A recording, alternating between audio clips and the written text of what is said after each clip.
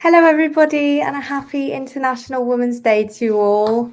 Thank you for choosing to celebrate with us today and our fantastic panel of speakers. I'm thrilled this evening to be joined by Fareshta Farooq, who is the founder and director of Code to Inspire, an organisation that works to empower girls in developing countries through teaching them how to code. We're also joined by Marina Legree, founder and executive director of Ascend Leadership Through Athletics, an organisation whose mountaineering-based leadership programmes equip and empower young girls in Afghanistan. Saeeda Sadat, who is a former participant of the Ascend programme and now an assistant instructor at the organisation, is also here with us today. She is an accomplished artist and manages the service projects component of the Ascend programme. And finally, I'm thrilled to introduce Fakhria Momtaz, the founder of Afghanistan's first all-woman yoga studio, which provides yoga, meditation and wellness classes for women and girls in Kabul. So if we kick things off today with Fareshta, could you tell us a little bit about who you are and why you founded Code to Inspire, the first coding school for girls in Afghanistan? Well, thank you so much for having me, and happy Women's Day to all the incredible women out there. As you said, my name is Fareshta Farooq. I was born as a refugee in Iran during the Soviet invasion to Afghanistan. So certainly being born as a refugee, there's a lot of obstacles and discriminations that you're facing. And for me, accessing education was one of the most important things, which I've been deprived because of my background. And I was always thinking that education is the basic and fundamental human rights, and no one should be discriminated based on their background. Going back to Afghanistan, 1 year after the fall of Taliban in 2002, I had the opportunity to participate in the university, and I studied computer science. And then I received a scholarship. I went to Germany and I got my master's in computer science from Technical University of Berlin. Went back and taught as a computer science professor for about 3 years in the university. So certainly being a woman in technology in Afghanistan and being very active as a student, talking about a community that Taliban just left. I was very vocal, outspoken. So unfortunately, I faced a lot of backlashes, threats, verbal sexual harassments that really made me to think about what can I do to change the situation for women in Afghanistan accessing education, but not only education, but also technology, which was my passion. And that made me to establish Code to Inspire in January 2015 as the first computer coding school for girls in Afghanistan, with the goal to provide a very safe and secure educational environment for the girls so the family feel comfortable sending their daughters to our school. To offer the school for free so that the family won't hesitate sending them because of the financial burdens. And the third, what kind of technical skills we can teach these young ladies so that they can translate it either into employment opportunities within Afghanistan, or we can outsource projects to them from outside, or they can be entrepreneur and create their own startups and be financially free. And since then, we've educated more than 250 girls in our school. Incredible, yeah. So for the kind of audience members who don't know the exact kind of nature of the courses, could you kind of give us a little bit of an idea of kind of what the day-to-day education program kind of looks like, and why coding skills are sort of so important on the road to kind of empowering young women and opening up doors for them? Absolutely. So Code to Inspire is a 1 year after school program. The school is open from 7 a.m. to 6 p.m. and we do have different schedules for classes. Since the beginning, we have classes that it's about mobile app development, Android, iOS, web design, full stack web, graphic design, gaming, we use Unity. And then recently we added blockchain and cryptocurrency to our curriculum. So it's very technical, and also with the graphic design that we do. We do have students in different classes. The school right now is only in Herat, and we have mentors that are teaching our classes in person. So to your questions about why technology, well, I think for me personally, technology was a tool that could empower me without thinking about geographical boundaries, and facing discriminations. I was able to freely walk through the virtual world and be a digital citizen of the world without, facing any limitations of geographically being somewhere. And I think that was very empowering to me. And with coding, I think the creativity and also the way that you have a problem and you can create a solution for it, and the power to own that creativity was very important.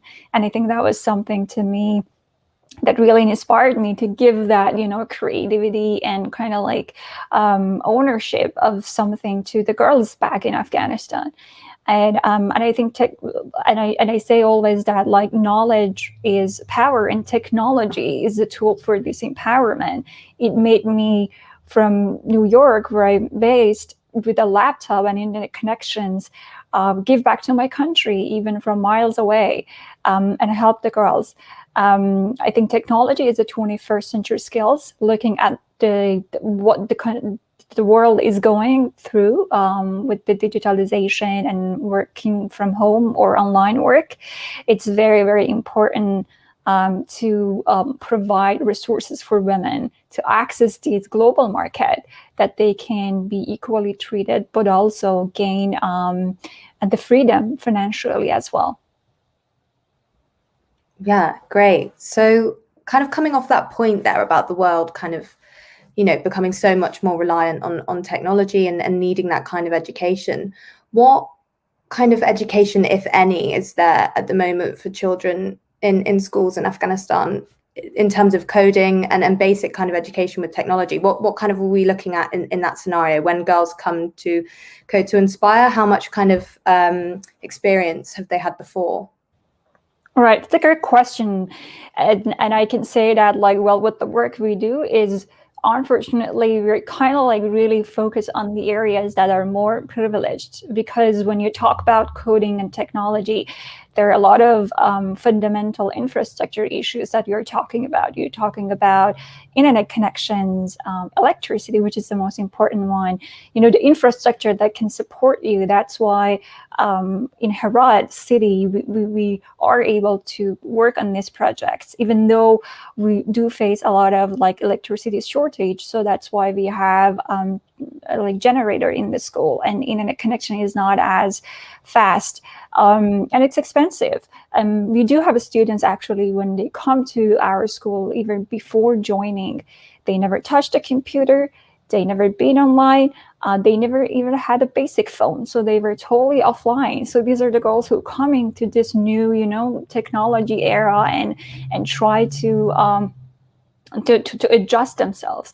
So to your question, there's a lot of areas in Afghanistan, even outside of Herat city, when you leave, that even there's not electricity. Forget about having internet connections, and also like there's a lot of places that there's even not a proper school building. The children are outside learning in tent, and forget about computer science or computer as a curriculum in the school. There is a computer curriculum in the school, like in high school, but it's all like theory, and they don't experience practical. So unfortunately, the infrastructure is not as ready, and also financially, people are not really able to pay for such extracurricular activities. And with what we do at Code to Inspire, hopefully we try to, even in a small phase and pace, to kind of like encourage the girls, especially in the younger age, to join this STEM world and change that perspective for them as well. Great, thank you. So moving now on to Marina, please could you tell us about the missions and values of Ascend and why the organization was founded?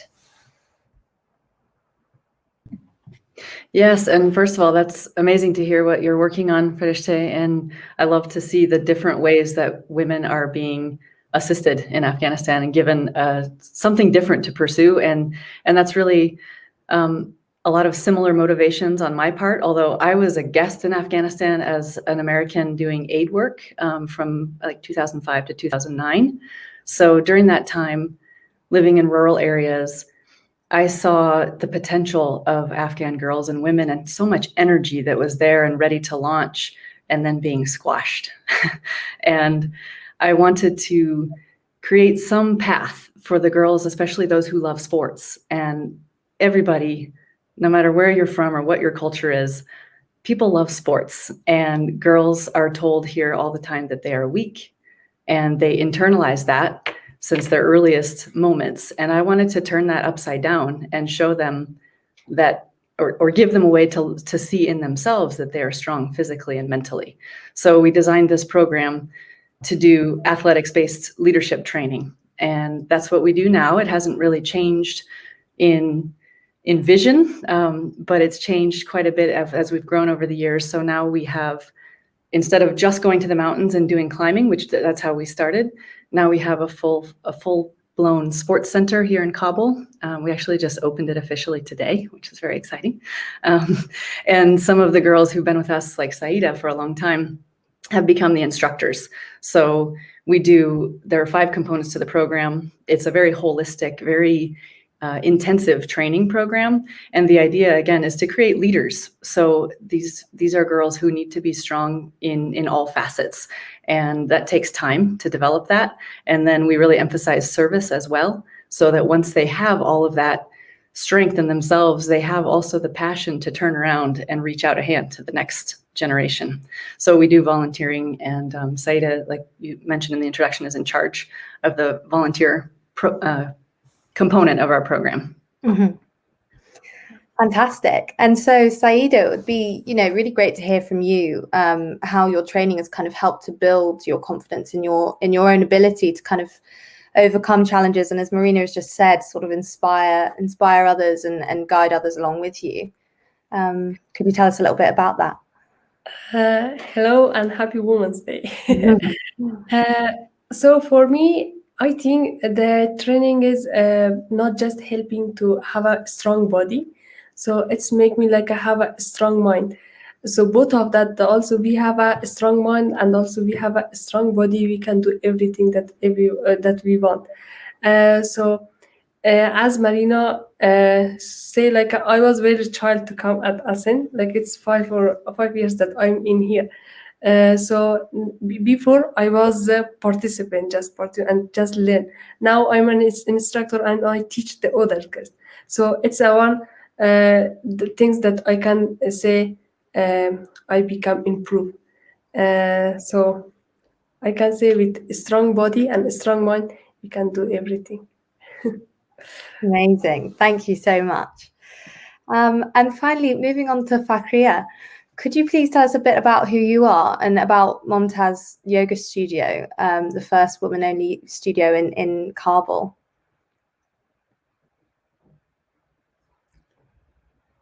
Oh, you're on mute. You just need to unmute yourself. Hold on. I think I can do it.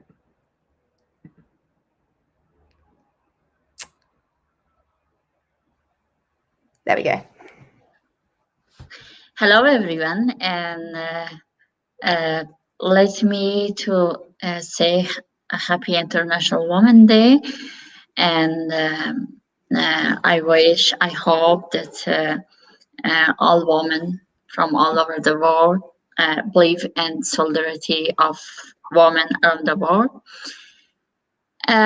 Yes, my name is Fakhriya Ibrahimi Momtaz, and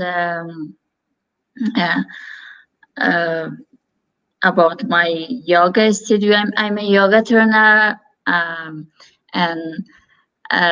my yoga studio is founded on 2017, and this studio is the only studio in Afghanistan, and it's specific for women, and we all try our best to have this environment safe, comfortable, and secure for women. Yes, that's all about my yoga studio. Yeah, great. So could you tell us sort of how long you've been practicing yoga?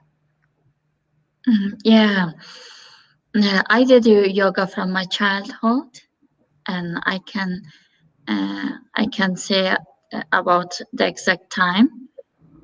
Maybe I was 3 years old, or maybe I was 2 years, but from the time I remember, I did the poses. However, I didn't know what's yoga. My family didn't know, and yoga was not familiar in Afghanistan.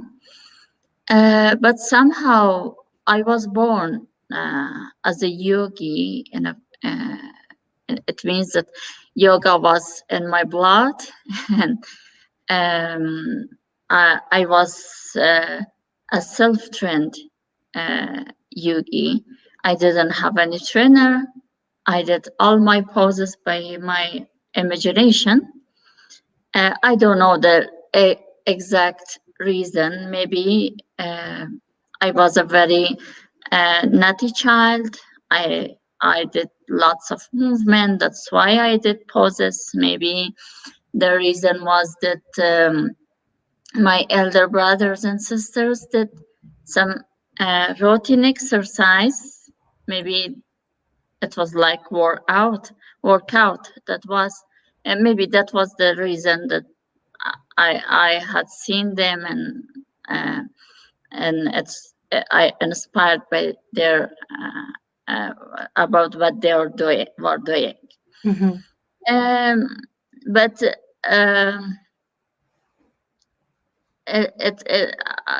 I can say that I was born as a yogi, and today, but last year I attended a yoga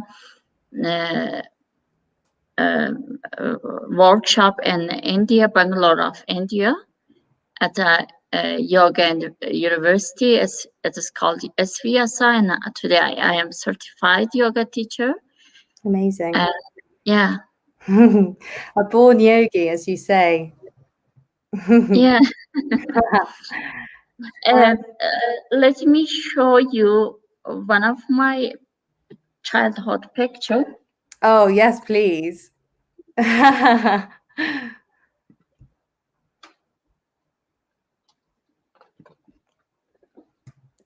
Oh, really? Yeah. Born yogi. Yeah, Look at that. I was just 8 years old, and Wow. this was the heaviest pose that I did. Yeah, incredible. That's amazing. Well, we can see why you were so inspired to open the studio and share it with other women. So moving back to Fareshta, looking at this idea of, creating spaces like the yoga studio in which women can thrive. What kind of opportunities are there at the moment for kind of women in STEM careers in Afghanistan? I mean, we talk about Code to Inspire kind of creating opportunities for employment.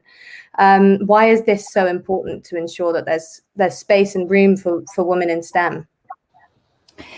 Well, for me personally, I think that just only provide a space for women to feel comfortable and be themselves and kind of raise their hands and ask any questions they want was very important, because when I was a professor in the university, I've noticed that a lot of my female students, they're not as active. And if they raise their hands, they are kind of afraid to be judged. And I think providing just a space for them to be comfortable, be who they want to be, and that was very important, because that safe space will give you an idea to be creative, to feel free, and freedom is something that was very important. Just freedom of mind. When your mind is free, you can be very creative, and I think we've done a pretty good job with that, and we gained the trust of the families and the community for having such a space. And with that, what part of the work that we do, yes, we try to see what kind of technical skills can convert into better economic opportunity for our students. For example, based on the data that we have from our graduates, about 60% of our graduates found job within the community with what we've taught to them. And we've outsourced about 40 projects so far, mainly from US, worth of $27,000, and all the money went to the girls' pocket. These are the girls that they never get paid in their life, and now they make actually double or triple than some of the family members, which the average income monthly salary in Afghanistan is $150. And we have like a couple of our graduates that they became entrepreneurs and created their own startups and raise funds and actually hire more women now. So we'll see that like with a small amount of investment, just giving them the equal resources, it's just not that there's less women in STEM. It's just like they've never been given the chances to access the equal resources and, gain that skills that they need to compete in the global tech market. They're all talented. It's just about how they can present themselves and given the opportunity. Also, in case of like the work that we do, one of the other aspects is the social impact that we do. It's also changed the perspective of the community towards women in STEM and technology. We've done a lot of different social impact projects, such as games and mobile apps, to address certain issue in the community and kind of like raise awareness. One of the recent games that we've developed and gained a lot of attention was the Afghan Hero Girl game.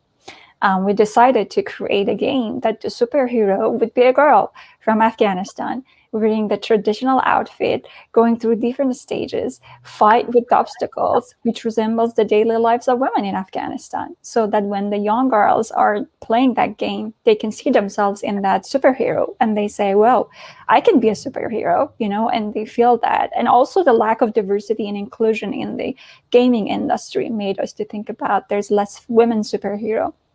So once we created that game, both on Google Play Store and iTunes, it got thousands of downloads, hundreds of comments, and there were a lot of people, mainly men, who commented, and they encouraged us to create more levels to the games. They gave us a lot of good feedback. So we were very surprised to see how the community, kind of respond to that.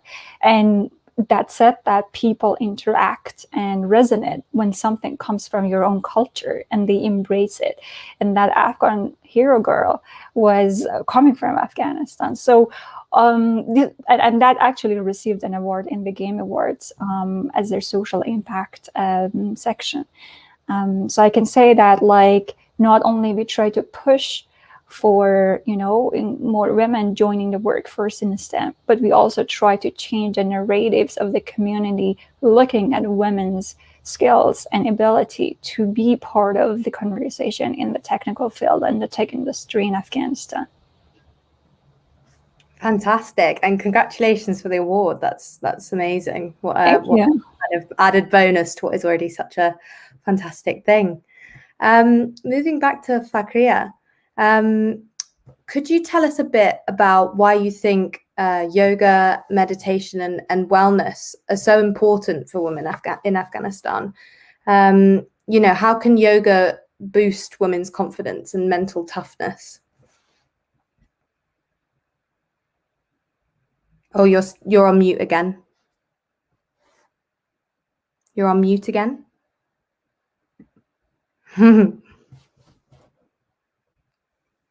There we go. Sorry. Yoga concerns on body and spiritual notes. Body notes effects on spirit and vice versa. By stretching, we release our muscles, and by pranayama is the technique of breathing. By pranayama, we can control our breathing. And by pranayama and meditation, we calm our mind. And yoga helps to unite body, spirit, and mind. And this unity supports the mechanism of human systems to work better and let one to live well. Yoga helps to develop these life skills, critical thinking, creative thinking, decision making, problem solving, effective communication, coping with stress, coping with emotions, self-awareness, empathy, and much more. Many of our students have come by psychologist and doctor recommendation. At first, they are exhausted and depressed. They have anxiety and stress. After 1 week, we can see primary changes, but after 1 month, they are fresh, happy, flexible, confident, and you can see many changes to them. And yoga is very important for everyone. Yoga is a need for all, especially for Afghans who the majority have trauma. Yeah, fantastic. Thank you. And sort of talking about this sort of mental and physical toughness, it kind of leads us quite nicely on to Marina. Could you please tell us a bit about the 2018 ascent of Mount Noshak, in which Hanifa Yousufi became the first Afghan woman to reach the summit? Yes, absolutely. And I was fortunate to watch as long as I could watch from base camp. And yeah, so it was a dream of mine when I started Ascend in 2014 to see that an Afghan woman would stand on top of that mountain. It's a massive mountain. It's 7,492 meters.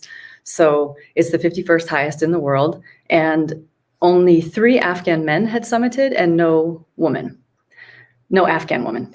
So Hanifa became the person who was the most likely to do it. She trained alongside her teammates. We had 4 who were potentially going to go for the summit, and it was decided that the best chance was for Hanifa to go. We had 2 professional guides, women, who were assisting to make sure she was safe and could get there. But they left July 31st, 2018. They left from base camp, and on August 10th, Hanifa reached the summit. And it takes quite a lot of, if you're not familiar with mountaineering, acclimatization. So you need to go up to the high camp, rest down at the lower camps, climb up again, back down and up, and so on. So in most major peaks like Noshak is, you have some infrastructure and you have porters. People just hire porters that carry all the heavy gear that's required. You need extra food, tents, heavy clothing, etc. And there's none of that on Noshak at all. So Hanifa carried her own pack.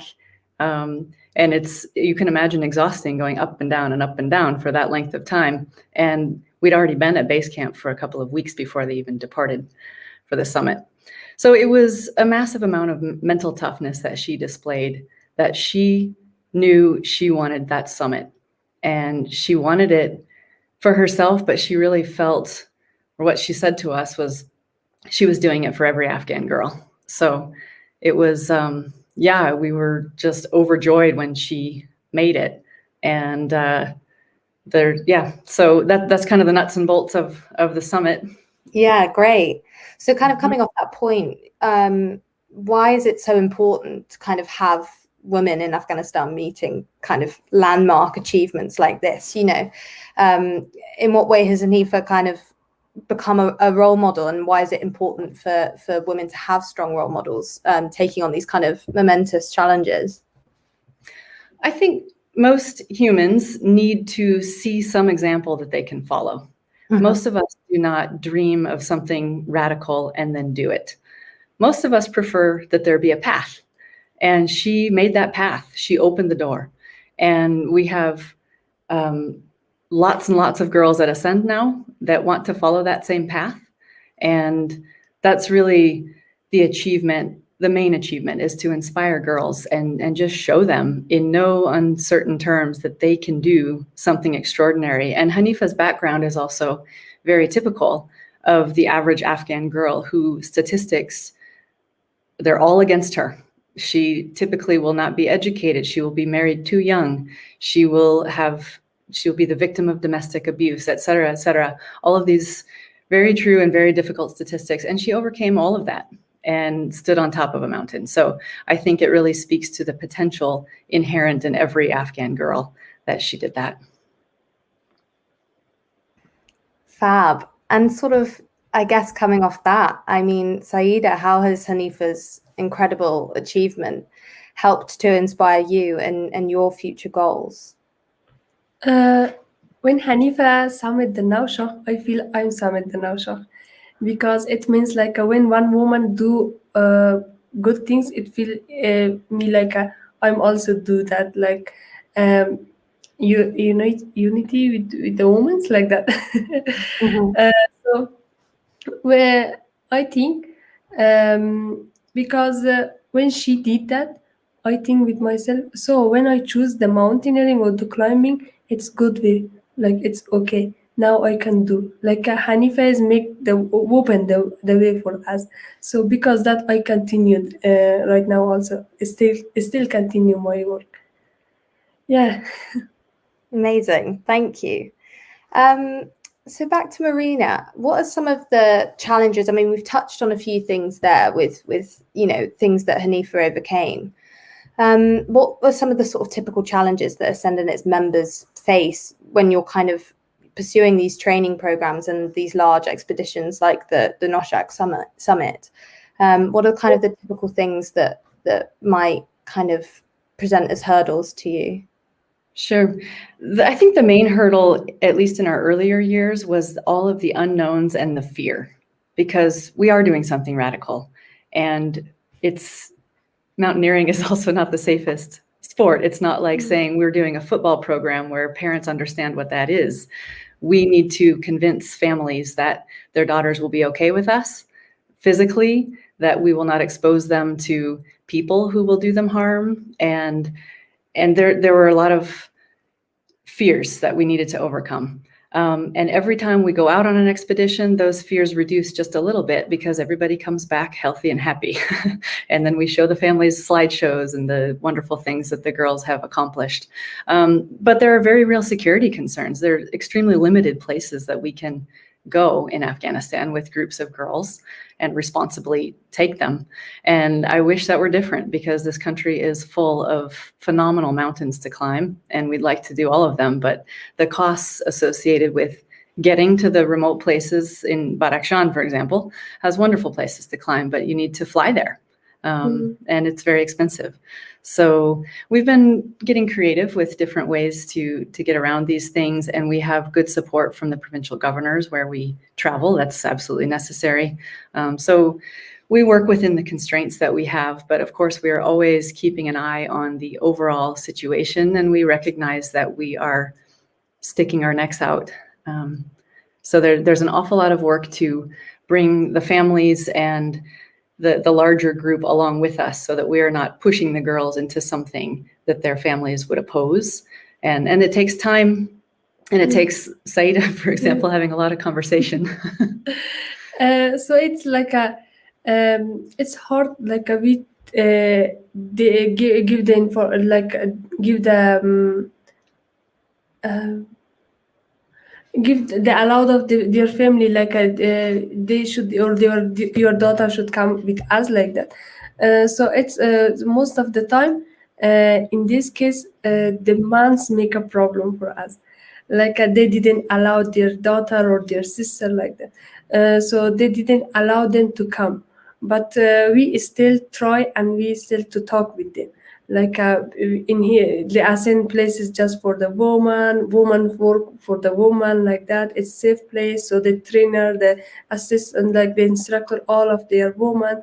So like allow them to come, and mountaineering is not bad sport, so it's okay. Like we show for them a lot of picture, video, and also we tell them a lot of story from our side. So after that they believe us, and they say okay, then go, like for 1 year or for 1 month, like that. After that we say like she can continue or no. I know, like after 1 month or after 1 year, they push their daughter, why you don't want to go, Asen? Excited daughter should continue that. So before we have like a 30, like we have 30 or 20 girls in our program, but now in this year we have 16 girls in our program, so it's like a lot. Also we try to have a very big team. I think for now, also it's have a we have still we have a lot of challenge, but it's good. Like most of the girls, they are say it's good to go there and also to do sport, like they not just climbing. We have leadership class, everything, so it's good for them, and also they know their family also, they push them like a good year because that place is very good for you guys. Great. Thank you so much. Fareshta, kind of coming off these ideas of large successes that the Ascend team have had, could you talk to us a little bit about some of the successes of your students that we should know about? You know, who are the women to watch over the coming years emerging from kind of Afghanistan's coding scene? Well, we have a lot of great stories of our students who, again, like came with no knowledge of computer and then now become entrepreneur and have an income. For example, we had one student who joined our coding class when she was in 10th grade at school. And she came from a very financially deprived background. She even couldn't afford to pay for a commute, which we sponsored her. She didn't have a laptop. We gave her a laptop to take home and work. But I remember the first day that she came and we do in-person interview after the entrance exam. And we asked the students, why you want to learn coding? What's your motivation joining this school? And she said, I want to make money. And then we said, well, that's great. There's nothing wrong, you know, with the idea of making money. And that's a good motivation for you. So she really did amazing in the school. She was very hardworking. And she graduated successfully from our web design class. And one day she texted me and she said that, well, if I tell you something you won't believe, I convinced the company that I can help them to make a website for them and make their business online. And all the company members were men. And they're going to pay me $200. And she's like a 12th grader still. And I'm like, wow, you're such a badass, you know, like you, in such a young age, you go and like convince all these men to give you this opportunity. And you're making now like more than even men in your family. We had other students who joined our graphic design class, and the same story, we gave her a laptop to work. She did brilliant work, and we present her portfolio, you know, to the clients that we have. And one of our major clients in the US were very inspired, and they gave her a work. And within a couple of months, she made a significant amount of money where she were able to purchase a laptop for herself. And she sent me a picture, and she was so excited. And she was like, can't wait to work more projects. And she was very happy and inspired that she said, I want to like create my own company and hire more women and help them, give them this opportunity. So we have a lot of stories of these young women who came with no background, with no financial freedom, and now they're able to make money, and they're independent, and they're interested, and they're also like to inspire the next generation of women. So I can say that all the girls in our school, they're all inspiring. They all have amazing stories, and each of them can be a future tech leaders in this industry and can bring innovation in Afghanistan and add another perspective in tech industry. Amazing. So kind of coming off that and thinking about the last year, what have kind of been the challenges that have been presented by the spread of coronavirus for the students of Code to Inspire? Is, as you say, the kind of access to internet and electricity proved an issue, I assume, to go remote? I mean, how have you guys dealt with that? Yes, certainly with the COVID, a lot of things has changed with the way we were doing because our classes were in person. So we had to change the way that we teach students. With the total lockdown for a couple of months, the first thing that we did, we tried to just understand how many of our students don't have laptops. So we gave them laptops at home to work. How many of them don't have internet connections? We raised some funds and we gave free monthly internet packages to our students to follow the classes. We tried to see how we can engage them as much as we can. We put all our classes online using YouTube channel, Telegram, and different messaging apps. and kind of like engage them. We picked certain times during the day so that they interact, with the mentors, ask questions. And I can say like we pretty did a good job in case of engaging our students, even though like unfortunately when the girls are home for a long time, they get more busy with the chores and the things that's happening at house. So like they don't have that much of a time that they used to come to our school to dedicate, and kind of like focus. But I can say during that COVID-19, our girls actually created a mobile app called Hakim, which means a medical or medicine person. And the idea was to connect the people who are at home, the patients, with the doctors. And that was the output of them being at home, but working on a project. And we put it online, and we've received a lot of good feedbacks within the community. And it was only geared towards the doctors and the patients in Herat. But right now we have the school open in person. And we actually registered a new class of students. We're welcoming another 100 girls for 2021 in our school. Incredible. That's wonderful news, and good to hear that you're kind of back and all together with your learning. Fakria, in terms of sort of talking about future plans, how would you like to see the practice of yoga sort of grow in Afghanistan and be more practiced? When I wanted to open my yoga studio, I was worried, and my family, especially my eldest brother, was very worried about me and my work. And he was worrying about the security of my work. Because, the root of yoga is from India, and there is some political issue, challenges between Pakistan and India. And that was, and Pakistan has much influence in Afghanistan and in India. And that was why my brother was worrying about my work. Mm. And when I started my work at a studio, I was worrying about the woman participation to my yoga sessions. But after a while, I saw that there are so many interests.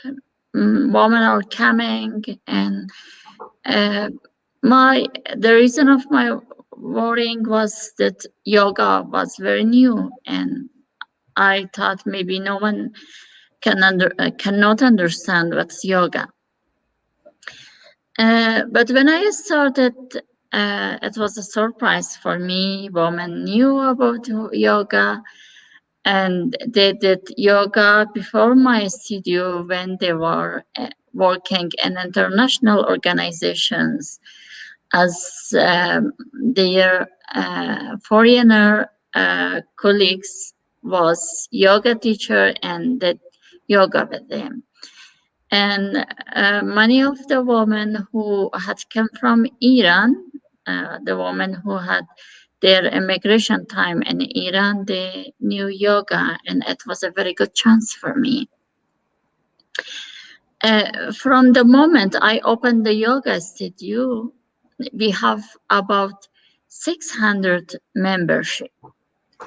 And wow. It means how people appreciate our work. But I think one studio is not enough. It's not enough in Afghanistan and Kabul and all over Afghanistan. There should be many yoga studios around Kabul and Afghanistan. And these days, I am working on establishing Yoga Federation in Afghanistan. And this federation will be a very good door to open yoga activities in Afghanistan. And I'm sure by Yoga Federation, we will have so many opportunities to help Afghan people to do yoga everywhere they want. And fortunately, Afghanistan Olympic Committee have promised us to support. Oh, that's wonderful news. That sounds like very, very promising news indeed.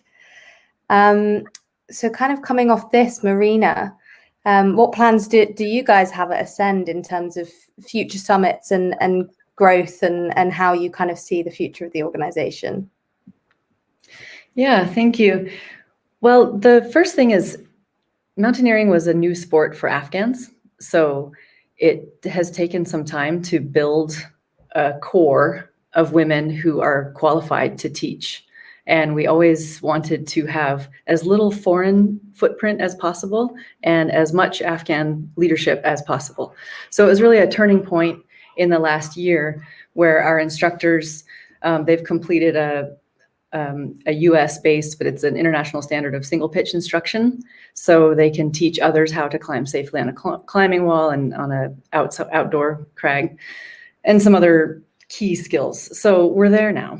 And we are eager to expand to the provinces. And that's where the mountains are. And that's where there are lots and lots of girls who we think we know because we've gone there and done short-term projects, but girls that want to be on the Ascend team. So right now, our immediate project is we're constructing a bouldering wall in our compound here in Kabul, which will enable girls to come and just practice and practice and practice. Because again, this is a sport that takes quite some time to really refine skills and get good at it. So we want to be able to provide that. And then secondly, we're seeking funding to move to the provinces and replicate essentially what we've done here in Kabul, but just scale up. Incredible. Yeah. Sounds very exciting. So I feel like now we'll move on to some questions from the audience because we've had a few come in pre-panel, and then I've also seen that there's lots pouring in the live chat. So if we start off, I think maybe Fereshta, I'll ask this one to you if that's okay. This was in through email. It's how do Afghan women conceptualize the public sphere in Afghanistan? And what are some of the ways that Afghan women are increasing their visibility and participation within this space? It's a very good question, because if I want to talk about particularly the work we do, it's very sensitive in a way that we talk about empowering women through education and make them, being financially free so that they can be decision makers. So these are some keywords that are not a lot of people going to be happy about that when we say about they want to be empowered, they want to be self-sufficient, they want to be a change maker and the decision maker.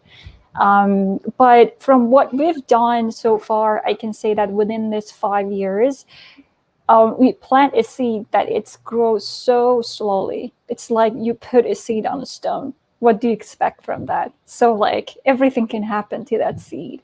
But if that seed is very persistent and resilient, no matter what, it's going to grow very slowly. And I think that's what we've done. When we started, we had a lot of people who were against this idea because, and it's like amazing to see all those like comments that they said, oh, girls making games, like they're going to get married, go to the kitchen, wash dishes, make babies. So like that was the comments and the feedback we received. And for me, I was very, very cautious about the safety of our girls because I didn't want to, put them out there and telling everyone, hey, from now on, like, you're not like, kind of like giving this idea that the men are going to be excluded from the conversation, which is not what we're doing. And we do want to, create more of an environment that is more collaborative for both genders, or and then kind of like make them, work in a very safe environment together.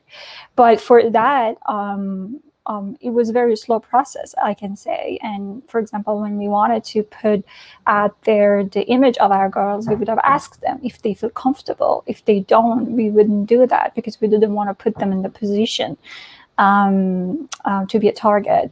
Or even with the school, when we have the school, we kind of like don't put like a big logo outside to get a lot of, you know, kind of like tractions and people notice.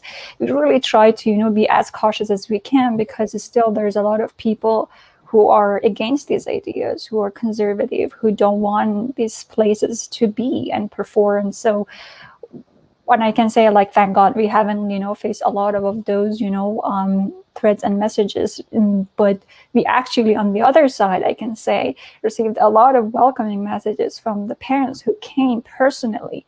The father, the brother, the husband of the girls visited the school. They wanted to see what's going on in here. And once they noticed, and once the girls were able to bring money to the family, their idea totally changed about the school.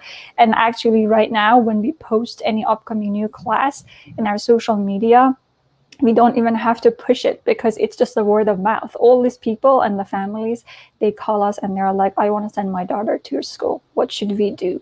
So we gain that trust. And I think in a country like Afghanistan, that's very, very important, to make the men be in the same page as what you do. Fortunately or unfortunately, they're the decision makers at some point in the family. But what we can do to bring the women to the table so that they can be decision makers as well. And that's when they become financially empowered, and that the family see, you know, that there's a value in investing in them, in the education. So that's what we do and what we are pushing for. And I can say that we've done, again, a pretty good job.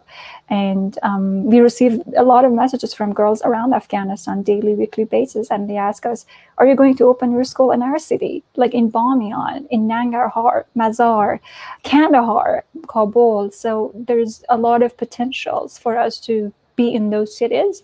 And we are exploring to see how we can, you know, make all these girls also access the equal resources too. Great, yeah. There's also another one for you here, which was just the name of the game in Google Play with the woman superheroes. I think someone wants to go. Oh, yes.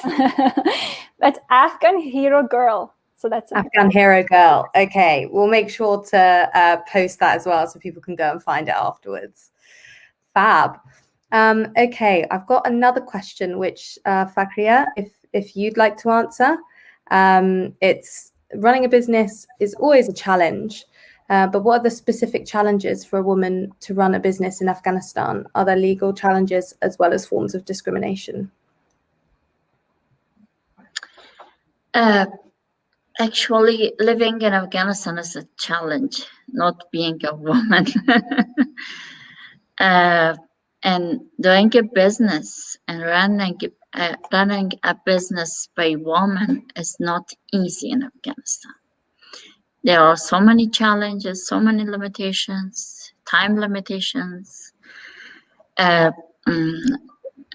culture limitations, and thought limitations. There are many, many limitations that restrict women to do anything they want. And businesses, of course, when someone is doing business, it means that she or he wants to have the power of this decision making, have the power of economical situation. Of course, it is very sensitive in Afghanistan to be a businesswoman. But fortunately, there is not any problem with our laws, with our constitutions. Yeah, I mean government constitutions. Mm-hmm. But at first, the first challenge that we all women are suffering is that there is not any believing on women abilities. There is not any culture to believe about women rights. It's the first and the main challenge that we are involving. Great, thank you so much. I'll read one more question that was just sent in through email as well. Marina, if you could answer this one for me, that would be great. And also Saida. It's just a question, what are some of the key challenges that Afghan women are going to face in 2021, and how can people help? Well, I think we can rattle off some statistics that probably most of us are aware of, but the continued threat to women's education and the early marriage, like it disrupts life and sends them down a path in which they are disempowered typically. That is, I would say, the primary threat. And there's still a huge need to extend educational opportunities to people all over the country. And I love what Fereshteh is doing and Fakhriya is doing, and I wish there were 100 more people doing the exact same thing, because there's a huge population and the needs are just massive. I think security is also always at the top of my mind, I guess, as a foreigner who's asking girls to do something which is potentially very risky for them. We're always evaluating, and the peace talks, how much power the Taliban are actually going to claim officially, that has direct impact in so many ways. And for example, what we do requires government invitations, essentially. They welcome us to the places where we go. And if those government officials are replaced by extremists, we can't go there anymore. It's very simple. And I think that's at the top of my mind for what Ascend is doing. Do you want to talk about more generally the challenges in 2021? It's hard to answer, but just I can say, like, most of the time I'm be positive, like I think positive. So, but one challenge is for me is that, like, if the Taliban will come, like, I hope they didn't want to come, but if they are coming, like, for my, like, maybe we cannot do sport. So for education, maybe they get as one limited, but I don't know. I cannot guess for the sport. So it will be challenge, but we try to find a way. We'll find a way. We will find a We way. are prepared to be creative, and we're not going anywhere. Yeah. And Saida as well. We'd love to hear just a bit about your artwork. We've seen some of the lovely artwork that you do for Ascend. What made you love art and drawing and painting so much? Yeah, I do painting also. So also I teach the painting for free. One group of the girls. So painting is also important for me, because by the painting I can bring everything that I have in the mind. I cannot say. So most of the time, also it's make up a little bit problem, because in our culture, like they say, like when you do painting, you need to, like, it's be you need to be that painting is be alive, like that. So but it's like they believe on that, but still we work on that. And sometimes I need to show for the pupil. I cannot say, but I can show with my painting. Yeah. Amazing.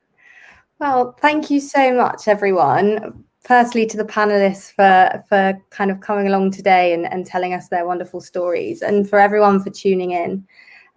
We hope you enjoyed it. The recording will be available on our website tomorrow if you'd like to watch it again or share it with anyone. This year, Afghanaid are working to reach 500,000 women across Afghanistan with our projects. If you've been inspired to support women in Afghanistan this International Women's Day, you can do so by visiting any of the websites of our lovely panelists, or by clicking the link in our description. Any donation, no matter how large or small, is hugely appreciated. Thank you so much to everyone again, and happy International Women's Day. Enjoy the rest of your evenings. Bye. Thank you so much. Bye. Bye.